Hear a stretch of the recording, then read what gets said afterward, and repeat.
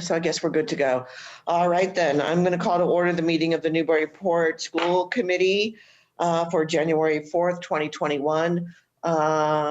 Ms. Yell, would you please call the roll, please? Sure. Mayor Holliday? Present. Steve Cole? He's muted. Here. Okay. Brian Callahan? Here. Bruce Menon? Here. Sheila Spalding? Here. David Hockeiser? Here. And Sean Reardon? Here. Thank you. You're welcome. We have a full committee. Do we have a flag? Yes? Moving over. Bruce, always prepared. All right, shall we stand and pledge allegiance to the flag, please? I pledge allegiance to the flag of the United States of America and to the republic for which it stands, one nation, under God, indivisible, with liberty and justice for all. Thank you. Thank you. Mr. Callahan, we will move to public comment. I do have a public comment to read that I will read and then forward to Joanne as a short public comment. Okay, I don't see any hands up in the public room. You want to ask again there? Sure. Do we have anybody who would like to offer public comment to the school committee? We have no takers. Okay. All of us received an email from Shanna Perucci, PhD, saying that mental health professionals in town are seeing major increases in depression and anxiety in children in this community due to both isolation and being expected to sit in the same place and stare at a screen for 6 to 7 hours a day, which goes directly against all previous research on child brain development and mental health. And that is from Shanna Perucci, and I will forward it to Joanne so that it can get printed in the minutes. We have a consent agenda. I don't believe we have minutes, but I believe we do have warrants. Yeah, we have one warrant.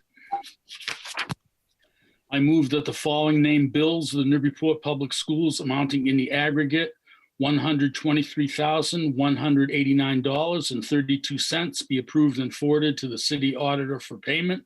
There are no conflicts. Second. Mr. Reardon seconds. Any discussion? All those in favor? Aye. Aye. Opposed? None. Passes unanimously. The next item on the agenda is just to go over a little bit of the school committee retreat. Again, Dorothy Presser is available and I have been in contact with her. I have not heard back from her yet.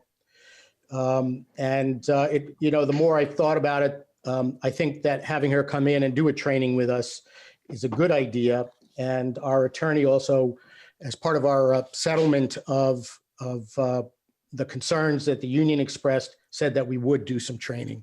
So that we're in compliance with that agreement that we made, I'm convinced that she should be there to help us. The three documents, the ethics, principles, and norms, I finished doing a little bit of editing today. I have asked Sean to send them on to Michelle to just glance at them and see if there's anything outstanding that's an issue, and expect to hear back from her soon, and we'll get it out to everybody probably 4 or 5 days, maybe more than that, before the retreat. And we will have a discussion at the retreat. I have used other communities' principles and operating norms to draw some language, Concord, Tewksbury, and one from New York State, and Mask, of course. So that will be distributed, I think, in a couple of days.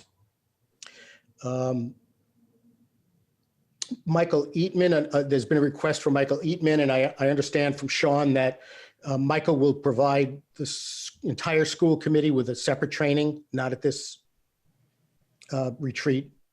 So that we will schedule that one after we're done with the retreat. The other items that I had on the agenda were a conversation about vice chair and chair roles. And that's what I've got. Are there other things that I'm missing that people have suggested?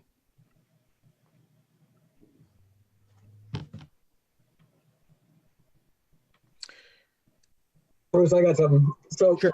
would this be typically the time that we kind of look at the calendar for the year and kind of talk about possible like working meetings or topics for those Sure. meetings or community Sure, forums? absolutely. Yeah, I'll put that on the agenda.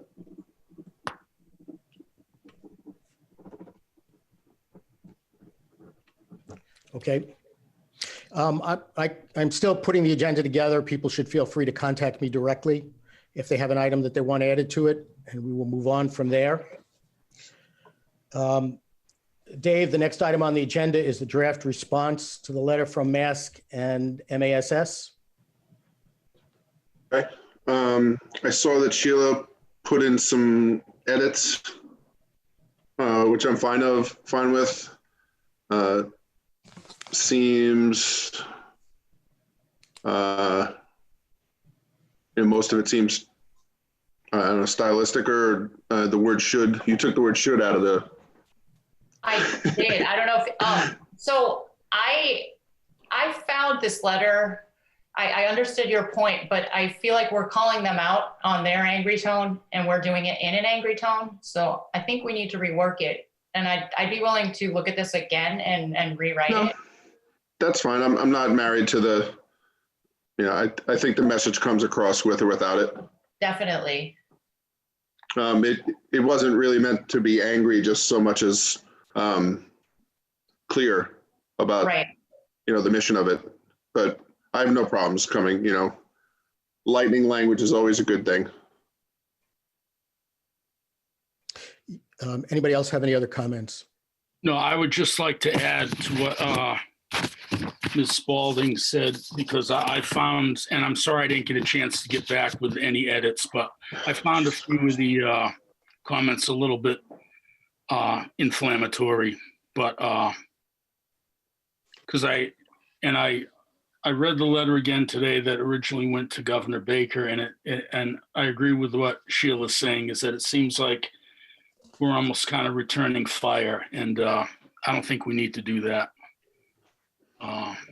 But the general, the topics are all pretty much clear. I just have one question, and it's just it's from paragraph 3, where basically identifies, I guess, the scenario as this is the most irregular and confusing moment of modern public education.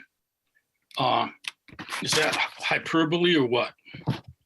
Because what are you comparing it to? I'm comparing it to any other year that I think anybody's ever experienced in public education. So in terms of the pandemic, or? Yes. Okay. Yeah, I mean, their whole letter was based on behavior in the pandemic. Right. And so I think the pandemic is and how we need to come together now more than ever is the pivotal piece. I mean, we could change, instead of the pronoun, instead of this, we could say something about the COVID pandemic has made this the most irregular. Right. All right. No, that's a fair follow-up. No, so I'll look forward to contributing some more as we finalize it. Anybody else have any comments? I do. I had I've been looking this over, and I had come to the meeting prepared not to sign it because I found that for the concerns that I expressed, it went well beyond those concerns, and it went places that I didn't really want to go with a tone that I didn't really want to take. But I wasn't going to argue with it and try to change it. I just was not going to be willing to sign it. With an amended letter, I'll certainly withhold my judgment till I see the changes. And if changes from me are welcome, I will certainly provide some. But I feel like the school committee can do what it would like with this. But I do look forward to seeing another version of it. and we'll withhold judgment till then. So was there something in particular that you thought went too far? Just 2 paragraphs. Quite a bit of it. Again, part of the basis, the real basis for me, and I'll talk about that if you want, was that I had 2 real big concerns that I wanted to see addressed. One was our experience. I don't know what other districts' experiences with the unions were, but ours was not as characterized. And I wanted to make sure that they understood that. And the second thing that I had asked to be expressed was my frustration, my specific frustration that the state has throughout this entire pandemic offered guidance and not direction. And that was very, very frustrating. And I felt honestly, and I mentioned it, that it had led to a lot of conflict in communities that didn't need to happen. And those were the 2 issues that I really wanted to see expressed. Whether this is a time of collaboration or not, I don't know. The last sentence in the second paragraph, this second piece of your letter, regardless of whether or not you believe it's true, I found to be very inflammatory. That you're writing on our behalf and therefore you do so with collaboration instead of division in mind. I'm not comfortable making an assumption that they had division in mind when they wrote the letter. So it says things that I don't really want to be saying because I don't necessarily know if they're accurate or not. So, but again, I don't want to make a big deal of it. I'm not going to make a lot of changes to it. I just won't sign it if it continues in that direction. So those are some of the tone things, but my main concern is that they are our trade organization, and what is happening in individual districts actually is their concern. So, they're raising that issue, I think, is totally consistent with being a trade organization for the school committees. So, the point there was that they raised outlier behaviors and outlier incidents as part of a letter meant to represent general tone and experience. So yeah, that was why I had was hoping for a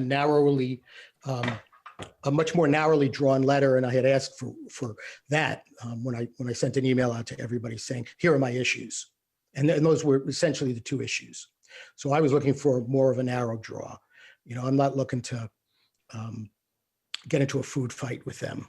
And I don't have the energy for it. I don't think it's appropriate. But again, I'm perfectly willing to not sign it however it goes out, unless, my concerns are addressed. So. I don't think it really works that way, to tell you the truth. So if we're not all on board, I have no problems not sending it. And if you want to suggest, make other suggestions, I can put out another version of this with the edits that Sheila had on it, and you guys can, I don't know what the process we want this to be.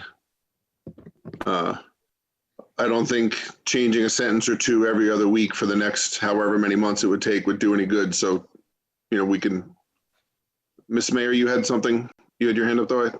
Well, I'm just not sure what the point of our sending this letter is.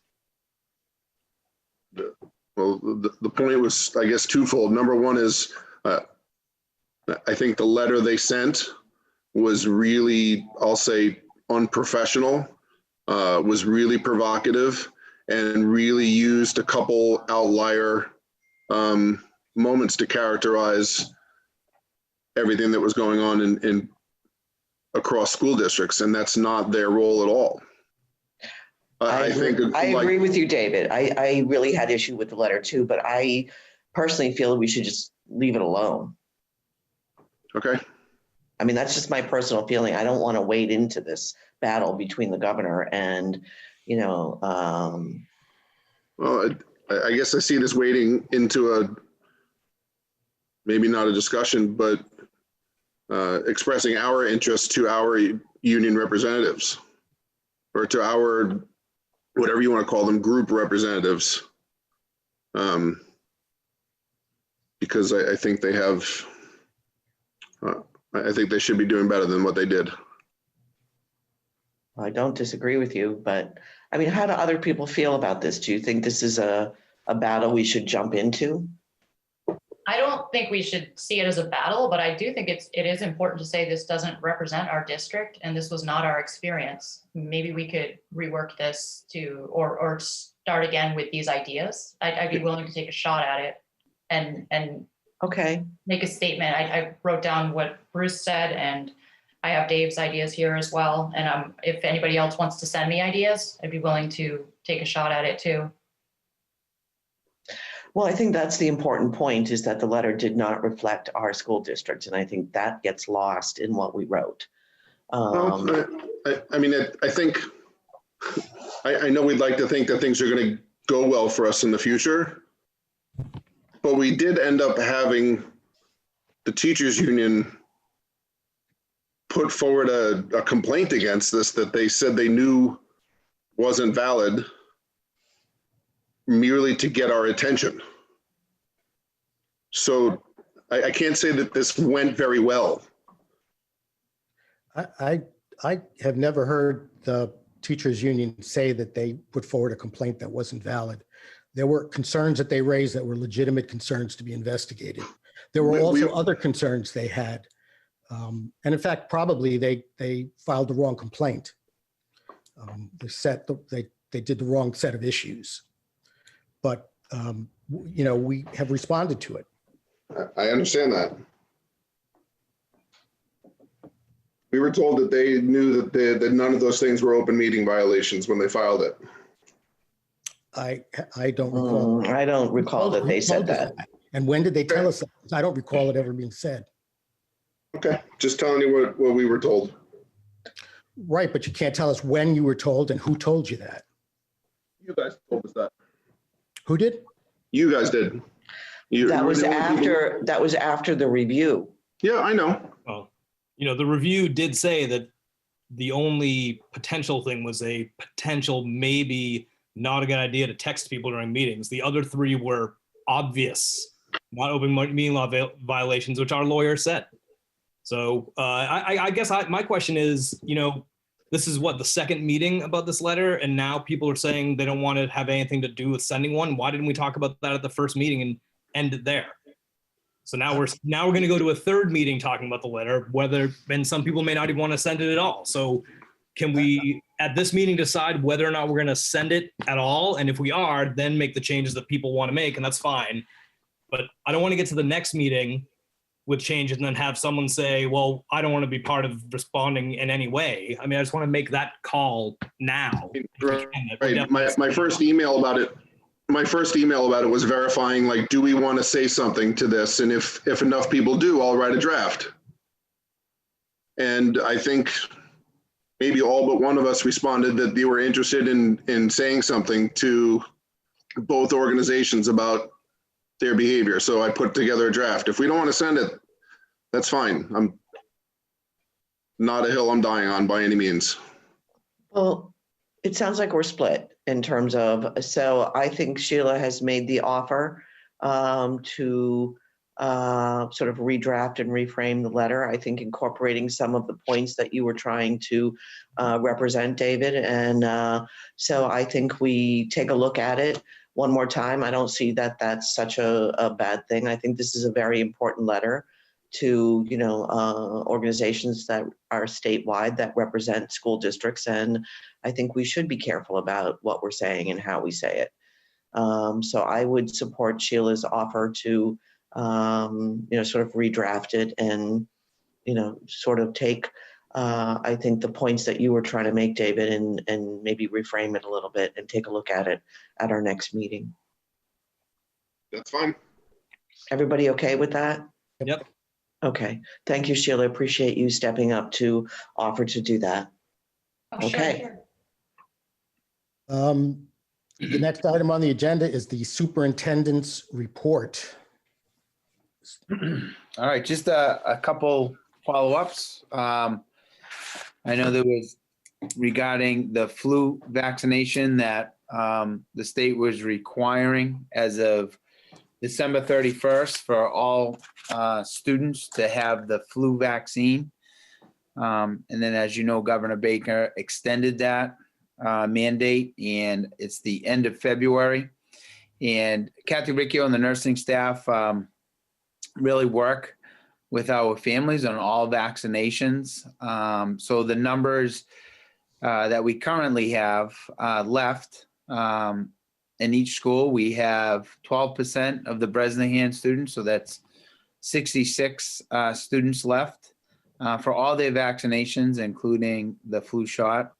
The Mullen has 30 students, which is about 10%. The NOC has 149 students, which is 30%. And the high school has 200 students, which is about 25%. And every year, our nursing department does a great job in getting everyone vaccinated. As you all know, there is families can file a medical waiver or a religious waiver, which is paperwork that needs to be filed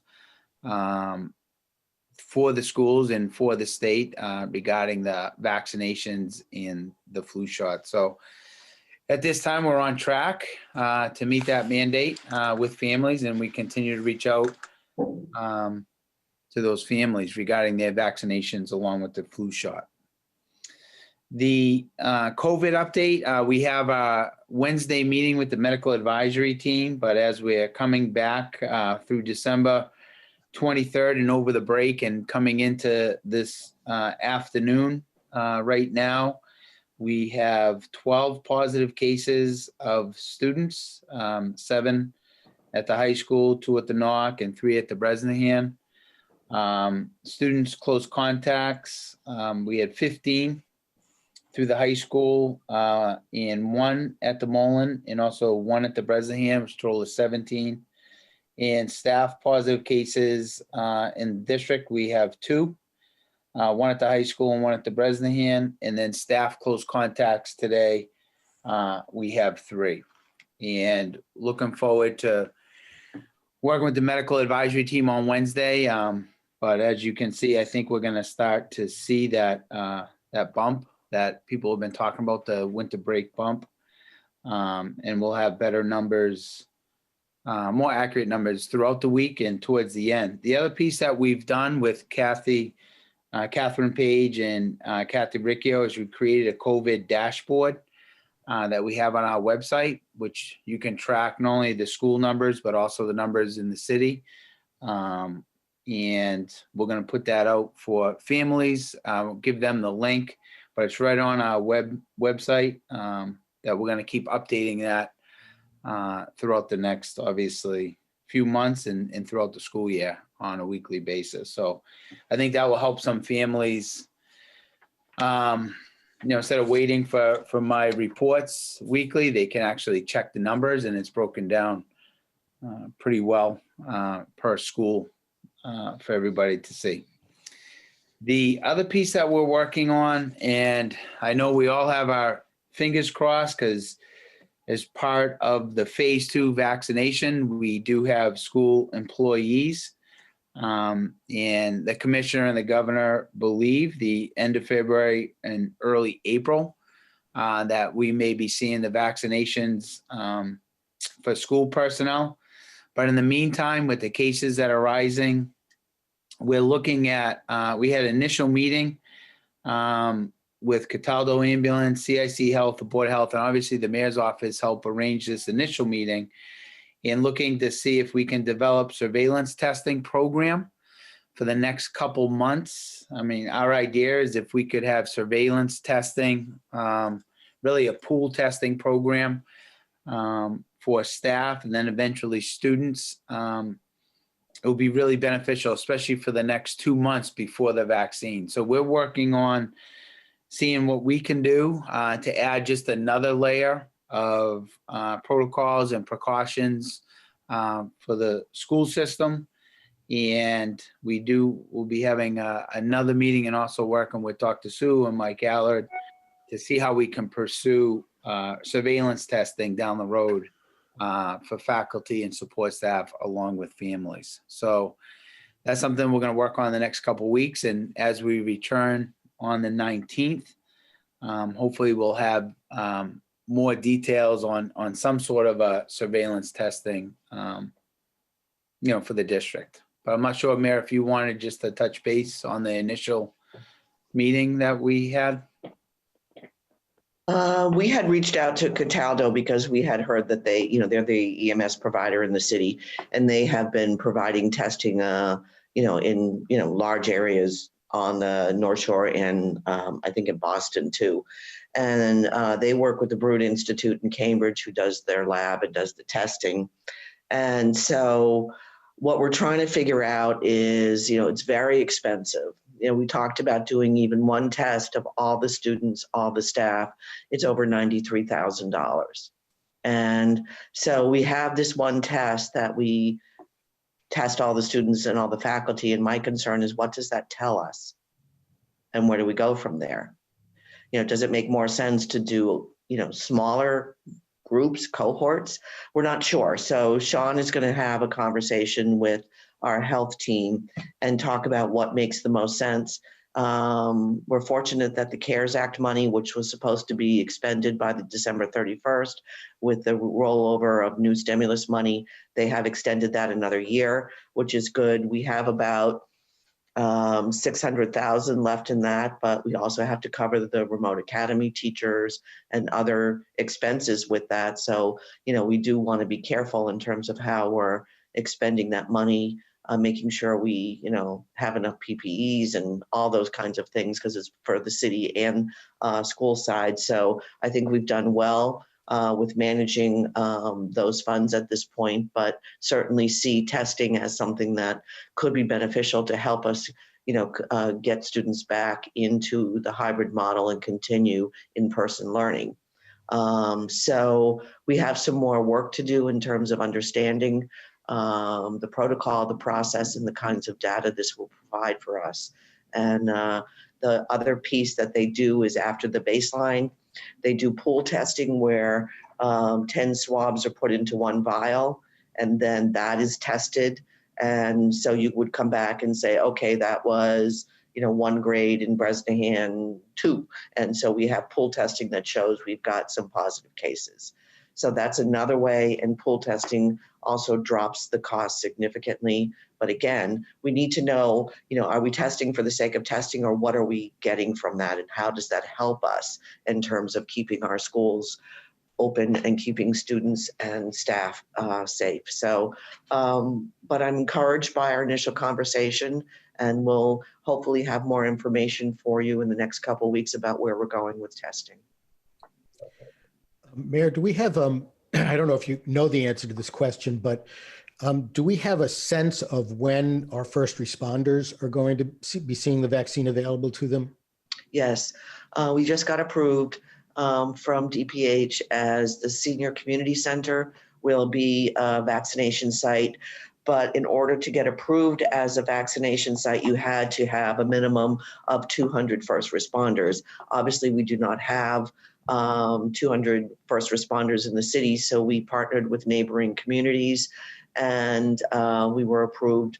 And we don't know the date of when it will start yet, but it will be sometime after January 11th.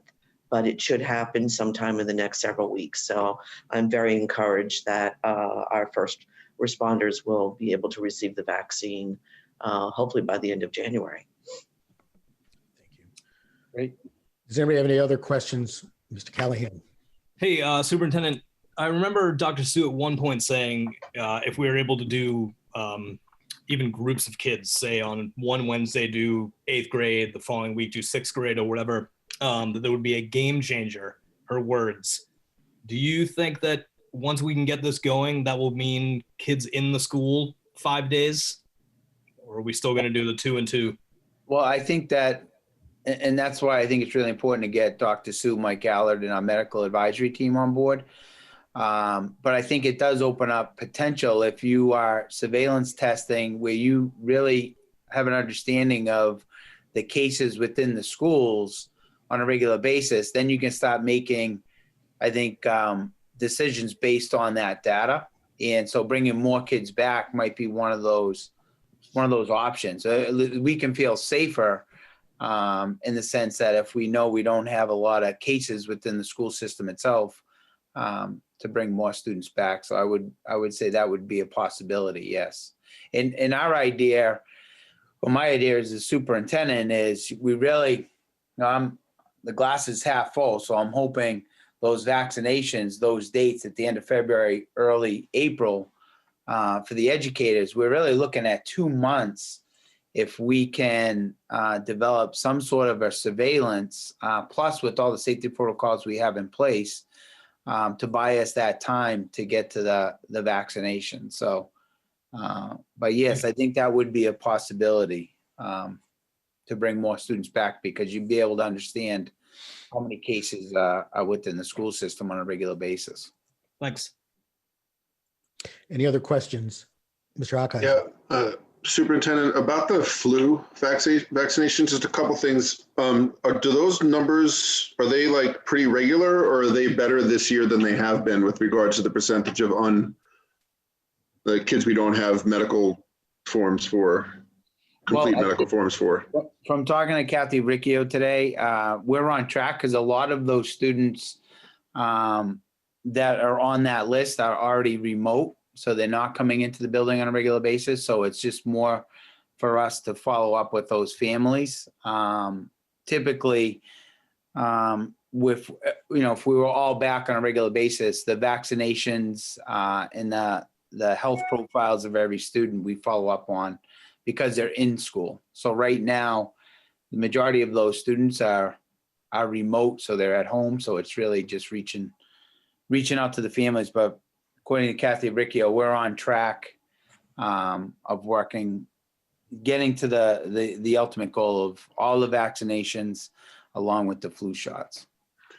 And did the governor say whether or not, like, he's pushing this back to the end of February? Was that a logistical thing, or is there some sort of other reason?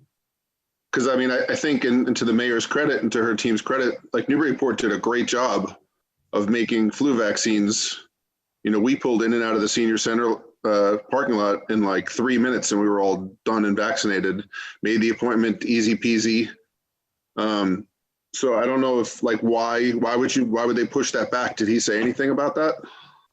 They didn't. I know as we were having the commissioner updates with superintendents before the break, that was one of his updates, that they're gonna postpone that 31st. I would imagine, I'm not sure at the state level if there was a lot of pushback or things like that. But once again, we didn't really get a reason. Just to probably give families maybe more time to get the flu vaccinations, but It just seems tough to push it back till after flu season. I mean, by the time, and I know this because my own son missed all of February vacation last year because of the flu. Right. And it had just really switched over from what they called flu A at the time to flu B. Yeah. For the last couple of weeks of the flu season. So it seems, I mean, they've pretty much just done away with whatever policy. Right. And I think, and this is probably, a credit to the strength of our nursing department. So this is something that we've always encouraged, not only all the vaccinations, but the flu shot within the district anyways. So when I met with Kathy Riccio today, she really wasn't as concerned that, there's going to be a lot of students that aren't vaccinated or a lot of students that aren't getting the flu shot. I just think because of COVID and not having everyone in school all the time, it's a little more challenging on following up with the families. So. Okay. Any other questions? Sorry, That's your report there, Sean? Oh, I'm sorry. I was muted there, Bruce. Sean, I just have a question, and this is somewhat related. I've had a lot of people asking me about sports, and Amesbury just banned sports for students. We have no one can be in the building because it's less safe and so on. But they're still, all the teams are still playing, correct? Yeah. So I think not only as Newburyport, but working with all the other Cape Ann League superintendents in the districts. And we're monitoring the winter sport activity. But I think there's a couple of things. I think for winter sports, very similar to hybrid learning. Like the classroom looks a lot different.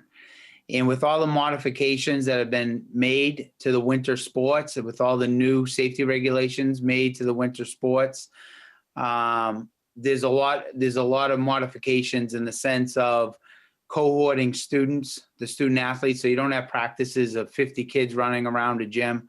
You have small cohorts of 10 to 15 kids in the gym. They're following all of the same safety protocols for different drills and activities that they got to stay in their groups. The other piece is practice times have been limited, so you're not practicing as long. For us to contact trace for the sports, very similar to, I mean, we do have students coming into the building 4 days a week, especially our high need students. So for the sports at this time, it's easier for us to contact trace. It's easier for us if there is a case on a daily basis to isolate or quarantine that group of students. There's, just so people understand, the winter sports season is nothing like it used to be. It's we're only participating against local teams right now. It's a 10-game season. The season's only going to last for 5 weeks, so it's going to end in February. There are no playoffs. There are no non-league games. So I think with a lot of the requirements that we have in place right now, we're monitoring and taking a look at that on a daily basis. As you recall, what happened in the fall, a lot of the AAU teams, a lot of the non-league or non-school affiliated teams were going out to New Hampshire and other states and participating in tournaments with no structure, no safety protocols. So for us as superintendents in the Cape Ann in our district, with these safety protocols being followed, where we're supervising our student athletes, we feel like we're providing a much safer environment than banning sports and allowing the kids to participate in the AAU team. So in knowing Amesbury, I think they just did a pause for their sports. They didn't cancel them for the entire year. And I think their school committee might be reanalyzing that decision down the road. But we're on the phone with our colleagues, other districts. And I mean, the whole idea of the sports, it could change just like anything else on, we could have different cases. We could have different teams in the league where, we don't continue with the winter season. So right now it's on a day-to-day basis, and we're monitoring that right now. But people know, and I think the student athletes know, and the coaches know that could change at any time. So, and right now, as I said, there's no state tournaments or playoffs, and there's no spectators. All the student athletes are seated 6 feet apart on the bench. They're all located in different areas, so you can contact trace. So there's a lot of safety modifications put in place, very similar to the fall sports. So that's kind of the update on the Thank you. winter sports right now. Yes. Any other questions for the superintendent? Hearing none, we move to subcommittee reports. Education, Sean, is there a? Yeah, we don't have a meeting scheduled. I think we're waiting for committees to be finalized. I'll work with the pros, and it'll probably be end of the month at this point. Finance? Nothing since last reported. I do expect that we're going to have a meeting next week, though. Okay, great. Policy, I know, Dave, we were going to have a second reading of the policies the policy committee brought forth, but I don't think they were included in the packet. But we've already done a first reading. I leave it up to you. If you want to postpone it, we can postpone it. Can't vote on it. Wasn't in the packet, wasn't on the agenda. We'll do it next time. Okay. The superintendent's evaluation, still taking a break. Getting ready to start up again though, Sean. We have the organizational meeting after this, so I would take a motion to close this meeting and. So moved. Second, Second. Sean Reardon seconds that. All those in favor? Aye. Aye. Aye. We want to take 5 minutes, just 5 minutes break between the two meetings, or do we want to just go straight ahead? I'm ready to go. I am too. We've only been in 45 minutes, so Okay. I think we're good. I'll turn it over to the mayor. Thank you, Mr. Menon. I'd like to call to order the meeting of the school committee's organizational meeting for January 4th. Ms. Dial, will you please call the roll?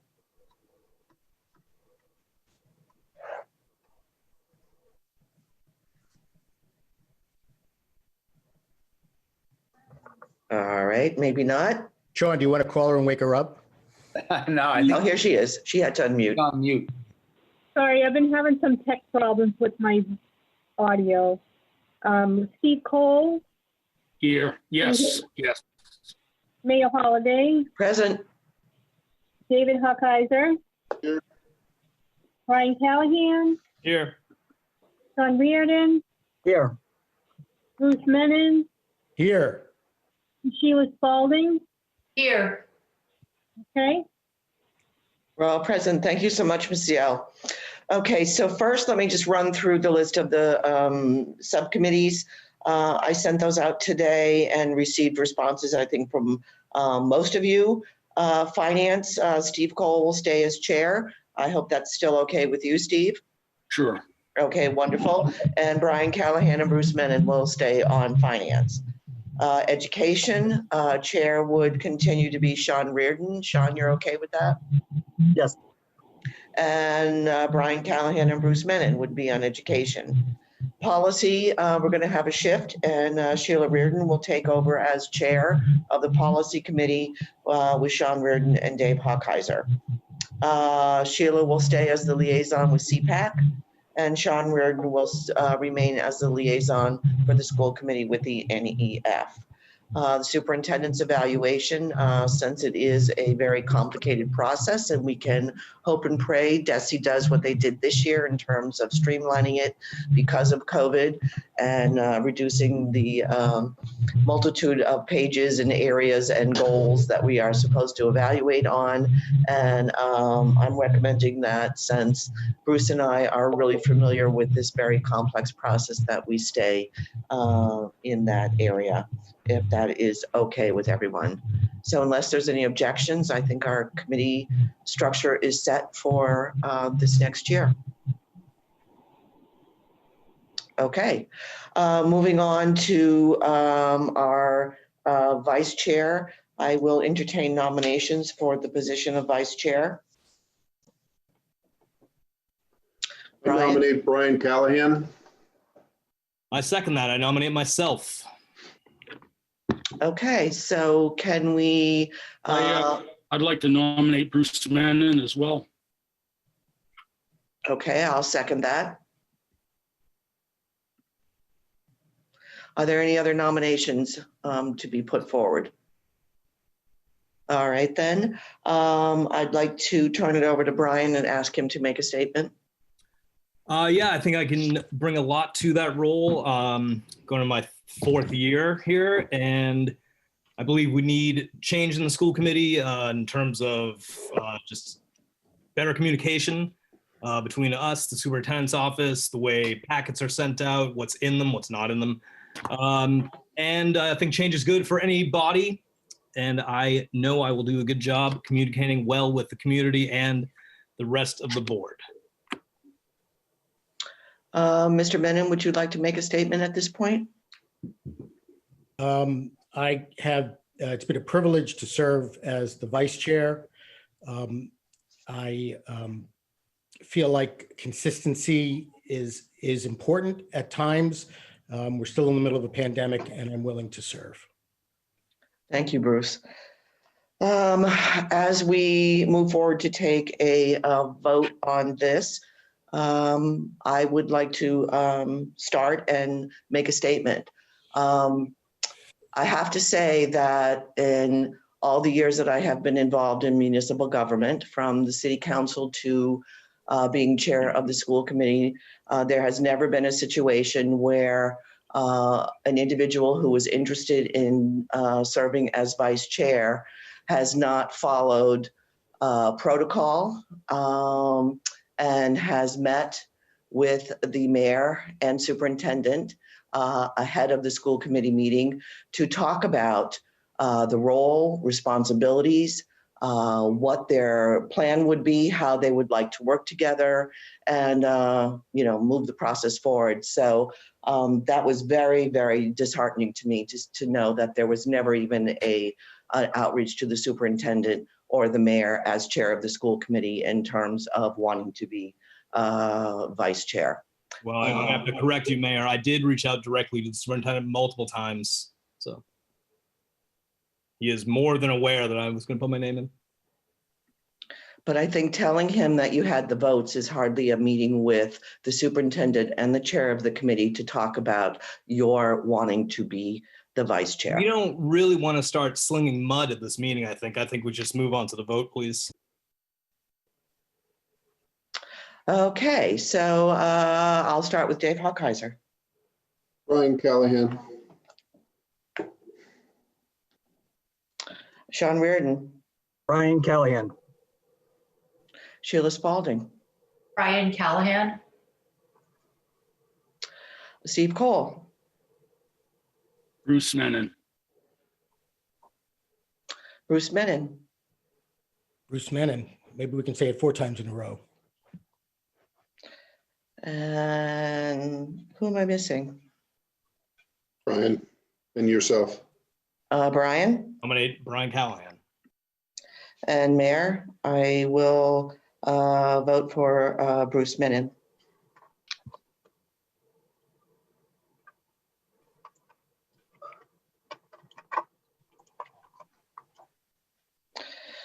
Brian, you are been voted in as our new vice chair.